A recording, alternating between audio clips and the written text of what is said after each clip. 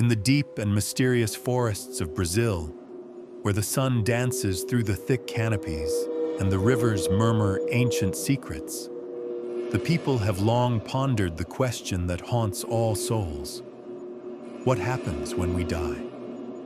The question has reached across generations, carried on the winds of our ancestors, and found roots in the soil of our beliefs. To truly understand what awaits us beyond the veil of life, one must first understand the very fabric of our worldview. We, the ancient peoples of Brazil, are deeply connected to the earth, the sky, the waters, and the spirits that dwell in all things. Life is not a solitary journey. It is a thread woven into the grand tapestry of the cosmos. We see ourselves as part of a vast, interconnected web, bound not only to one another, but to the land itself.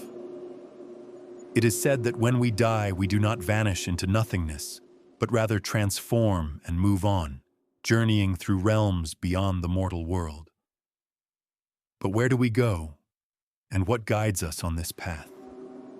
The soul, which in our belief is the Waibira, is not something that simply departs upon death. It is something that moves with purpose. Upon the death of the body, the soul begins its journey into the realm of the ancestors, the world of Sekere. But this is not a simple transition. Before one can reach this realm, the soul must pass through many trials, much like a warrior must prove their worth before the gods. Our shamans speak of a realm known as Ivitu, the land of the winds, where the spirits must first travel before reaching their final resting place. Have you ever wondered why the wind whispers in such a mysterious way, as though it carries the voices of those who have passed? The winds, in our understanding, carry the souls of the departed to their destined locations. But the journey is not always easy. There are spirits that linger in this world, trapped between life and death, unable to pass through the winds. These souls might be those who did not fulfill their life's purpose, or those who died in violent, untimely ways, their spirits unsettled and torn. In our ancient beliefs, divinity is not removed from us. The gods are ever present, always watching, always guiding, always intervening. The spirits of the dead are believed to be welcomed by the great divinity, Tupa, the god of the sky and the creator of all. He is the one who watches over the journey of the souls, providing them with protection and wisdom. But there is more. He is not alone. There is also Ayara, the goddess of the waters. She holds dominion over the rivers and lakes, the sacred waters that our people depend upon. Many believe that when the soul reaches the land of the ancestors, it must cross the river guided by Ayara, who governs this transition. It is through her waters that the souls are purified, ensuring they are free from the stains of earthly life before moving on to the next world. Can you feel the ripple of the river as it carries the spirits of those who have passed? Each current, a passage between worlds, a cleansing of the soul. But let us not forget Jurupari, the god of the forest, the spirit of the jungle that protects the earth and all that grows upon it. Jurupari is not only a god of the living, but also one who stands as a gatekeeper to the afterlife. It is he who watches over the souls that may wander too far from the path.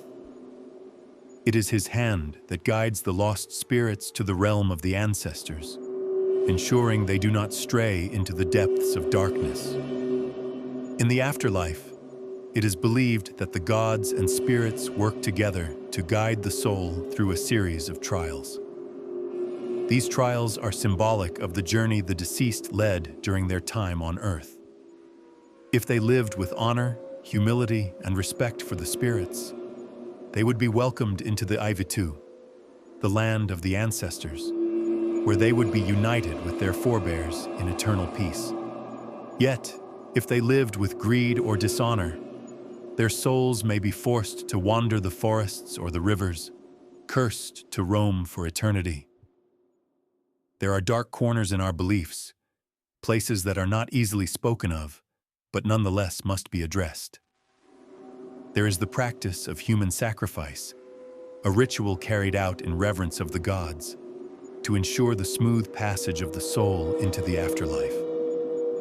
The belief in human sacrifice is not one born of malice, but rather of respect for the divine and the importance of maintaining balance. Through these sacrifices, the gods are honored, and the spirits of the dead are offered gifts to ensure their safe passage. It is said that when a life is given in sacrifice, it is returned to the earth, the soul forever bound to the cycle of creation.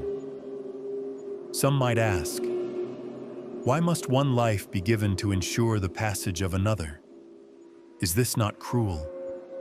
But we, the people of this land, do not see the act of sacrifice as cruelty, but as the fulfillment of a cosmic balance.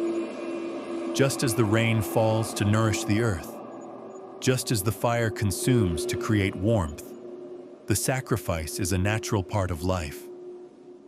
The soul of the sacrificed is honored, and through their death, the soul of the deceased is carried into the afterlife.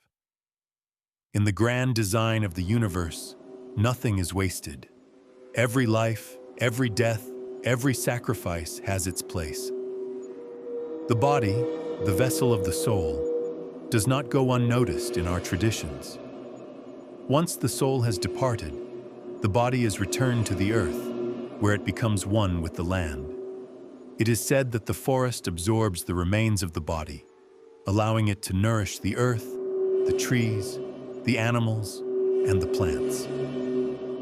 In this way, the cycle of life and death continues, with the body returning to the land and the spirit moving on to the next realm. Our ancestors are not forgotten, for their presence lingers in the very soil we walk upon. Do you ever notice how the forest seems to speak? The rustle of leaves, the crackling of branches. It is the voices of those who have passed, their spirits woven into the fabric of the earth. The very trees that tower above us are not simply trees. They are the embodiment of the souls who have returned to the land. In the end, the journey of the soul is a mystery, one that cannot be fully understood by the living. It is a path of transformation, a journey through realms guided by the gods and the spirits. But the question remains, what is the true nature of the afterlife? Is it a place of eternal peace, or is it merely a continuation of the struggle that we experience in life? Perhaps the answer lies not in the destination, but in the journey itself. After all, is it not in our quest for understanding, for meaning, that we truly find ourselves? The afterlife, as we understand it, is not a place, but a passage, a part of the eternal cycle of life, death, and rebirth. The spirits of the departed live on in the earth, in the wind, in the water, and in the very souls of the living.